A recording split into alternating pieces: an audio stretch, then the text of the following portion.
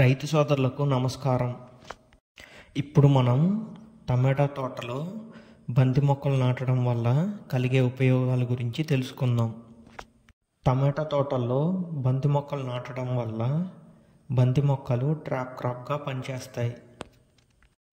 బంతి మొక్క వేరు నుంచి విడుదలయ్యే ఆల్ఫా టెట్రినాల్ అనే పదార్థం రూట్ నాట్ నెమటోడ్లకు విషపూరితంగా పనిచేస్తుంది.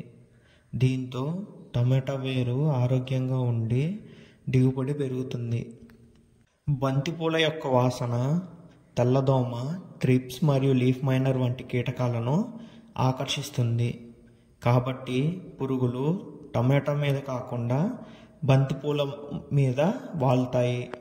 బంతిపూల వాసన ఎఫిడ్స్ మరియు కాయ తొలిచే పురుగులకు నచ్చదు, కాబట్టి అవి దూరంగా ఉంటాయి. ఇలా సహజంగా కీటక నియంత్రణ జరుగుతుంది. ప్రకాశవంతమైన బంతిపూలు తేనెటీగలు మరియు పరాగ సంపర్కానికి ఉపయోగపడే పురుగులను ఆకర్షిస్తుంది, కాబట్టి పరాగ సంపర్కం పెరుగుతుంది. ఇలా దిగుబడి పెరుగుతుంది. మనం టమాటా పంట నాటే 15 లేదా 20 రోజుల ముందు బంతి మొక్కలు నాటుకోవాలి. తద్వారా టమాటా మొక్కలు పెరిగే సమయానికి బంతిపూలు వస్తాయి.